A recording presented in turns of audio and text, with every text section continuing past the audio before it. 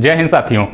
India Bharat सरकार के खिलाफ अविश्वास प्रस्ताव लेकर के आई है। तो आज के हम इस सेशन में जानने की यही कोशिश करेंगे कि अविश्वास प्रस्ताव होता क्या है, साथ ही साथ इसका अविश्वास प्रस्ताव का पूरा इतिहास हम जानेंगे और वर्तमान में विपक्ष क्यों भारत सरकार के खिलाफ अविश्वास प्रस्ताव लेकर के आई है, ये सारी बातों का डिस्कशन हम लोग आज इस सेशन में करने वाले हैं। तो अंत तक बने रहिएगा, पूरी बातें निश्चित ही सब कुछ समझ में आ जाएगी। जो ये विपक्ष है जिसको इंडिया नाम मिल गया है अब, तो ये भारत सरकार के खिलाफ क्यों लेकर के आई है, पूरी कहानी हम लोग जानने की कोशिश करेंगे। सबसे पहले हम बात करते हैं अविश्वास प्रस्ताव पहले कितनी बार आ चुका है। तो इससे पहले 27 बार कुल अविश्वास प्रस्ताव आ चुका है।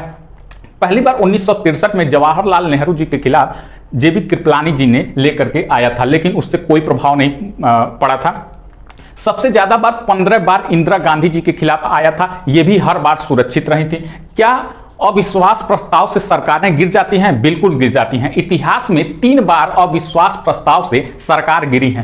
कौन कौन सी? मोरारजी देसाई की सरकार, 2 बार इनके खिलाफ अविश्वास प्रस्ताव लाया गया। पहली बार तो कुछ नहीं हुआ, पहली बार तो ये सुरक्षित रहे, लेकिन दूसरी बार इनकी सरकार गिर गई थी।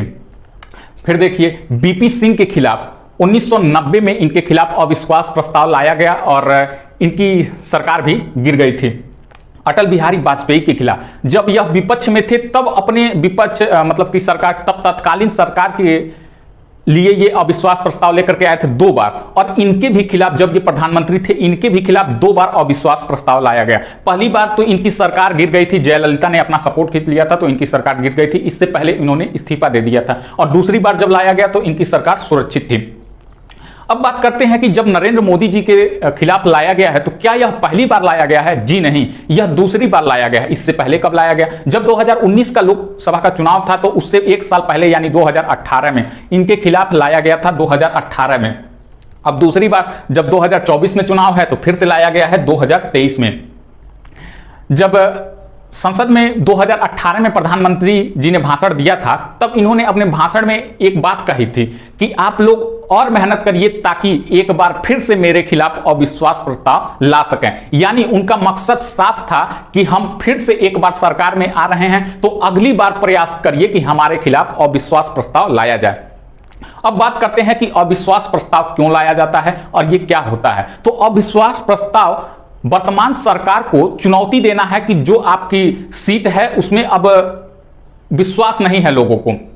ये टोटली क्या होता है, पूरा एक तरह से कह लीजिए कि लोगों का ध्यान आकर्षित करने के लिए ये सब किया जाता है। जबकि अगर हम बात करें 545 सीट में तो 273 प्लस सीट लाना रहता है, जबकि वर्तमान सरकार में 329 सीट एनडीए बीजेपी की है और 142 सीट मात्र इंडिया मतलब विपक्ष की है।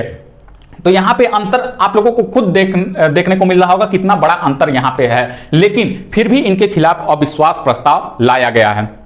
अविश्वास प्रस्ताव में क्या होता है कि जब देश में कोई विशेष घटना घटी रहती है तो सरकार का ध्यान उस पर आकर्षित करने के लिए ये किया जाता है। जब सरकार उस पर ध्यान नहीं दे रही होती है, तत्कालीन में मणिपुर जो घटना हुई है तो उस पर विपक्ष चाह रहा था कि प्रधानमंत्री नरेंद्र मोदी जी इस पे आकर के भाषण दें, संसद में कुछ कहें, इसके विरोध में कुछ कहें, लेकिन प्रधानमंत्री नरेंद्र मोदी जी ने संसद में कुछ न कह करके बाहर प्रेस वालों के सामने ही सब कुछ कह दिया कि इनके खिलाफ कार्रवाई होनी चाहिए, कड़ी से कड़ी सजा मिलनी चाहिए, कोई भी बचना नहीं चाहिए। जबकि विपक्ष ये चाह रही थी कि ये संसद में आकर के कुछ ना कुछ कहें, लेकिन संसद में गृह मंत्री अमित शाह जी ने इसको पूरा देख लिया था ये मैटर।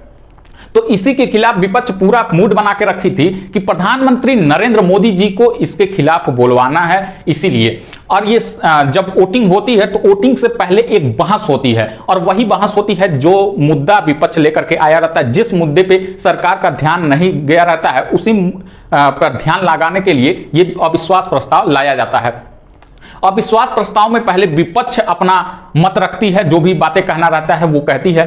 आपको मालूम हो तो विपक्ष में अभी राहुल गांधी इस समय सरकार में नहीं है, मतलब कि उनकी सीट तो अभी बची नहीं है। विपक्ष में कोई भी अच्छा वक्ता नहीं है। जबकि अगर हम प्रधानमंत्री नरेंद्र मोदी की कहें तो प्रधानमंत्री नरेंद्र मोदी पूरे विश्व में, अभी एक लिस्ट आया था 78% वोटिंग के साथ पूरे विश्व में सबसे पॉपुलर नेता में गिने गए हैं। सोचिए किस वजह से? अपनी मान प्रतिष्ठा, भाषण की वजह से। तो जो ये जो मीटिंग होती है, जो उसके पहले बहस होता है संसद में, उसमें पहले विपक्ष अपना सवाल खड़ा करती है, फिर उसमें जो सरकार होती है, वर्तमान सरकार होती है, उसके नेता जवाब देते हैं, अंत में सबसे अंत में भाषण प्रधानमंत्री का होता है। अब सोचिए कि जब यहां पे प्रधानमंत्री का भाषण होगा, जो 2018 में इन्होंने भाषण दिया था कि एक बार प्रयास करिए, तभी इन्होंने एजेंडा तय कर दिया था कि हम दोबारा आने वाले हैं। और प्रधानमंत्री भाषण में तो वैसे ही एक नंबर हैं, कोई इनको हरा ही नहीं सकता। अब इनका भाषण ही तय कर देगा कि 2024 में हम फिर से आ रहे हैं। विपक्ष एक बार फिर से सर पकड़ करके रो रही है कि हम ये क्यों लेकर के आए हैं। यानी ये कह लीजिए कि विपक्ष ने कुल्हाड़ी से अपने पैरों पे नहीं मारा है, कुल्हाड़ी पर अपने पैर को ही मार दिया है।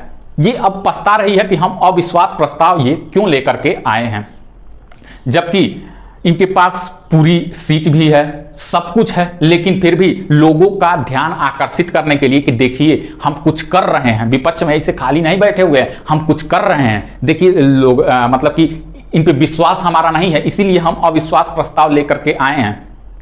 तो इसीलिए बेसिकली ये अविश्वास प्रस्ताव लाया जाता है। और ये तय ही है कि मतलब कि 2024 में किसकी सरकार बनेगी। आप खुद जानते हैं कि किसकी सरकार बनेगी, क्या इंडिया की बनेगी या एनडीए की बनेगी। देखते हैं, वो तो 2024 का चुनाव ही तय करेगा। बाकी ये थी पूरा अविश्वास प्रस्ताव की कहानी, और जो नरेंद्र मोदी जी के खिलाफ यानी भारत सरकार के खिलाफ लाया गया है, ये पूरी चर्चा। आई होप ये पूरा वीडियो आप लोगों को अच्छा लगा होगा। अगर आप लोगों को यह वीडियो अच्छा लगा हो तो वीडियो को लाइक करिए, शेयर करिए, और जो लोग चैनल से नए जुड़ रहे हैं चैनल को सब्सक्राइब कर लें, बेल आइकन प्रेस कर लें, ताकि हमारी वीडियो का नोटिफिकेशन उन तक सबसे पहले पहुंच सके। रोज आप लोग देखते ही होंगे कि हम नया अलग अलग न्यूज लेकर के आते हैं, जो देश विदेश में ट्रेंडिंग में रहता है, जो लोगों को जानना चाहिए, इंफॉर्मेशन पता होनी चाहिए कि क्या चल रहा है क्या नहीं चल रहा है। इसीलिए चैनल को सब्सक्राइब कर लीजिए, रोज लेकर के आएंगे ऐसे नए नए न्यूज। तब तक के लिए धन्यवाद।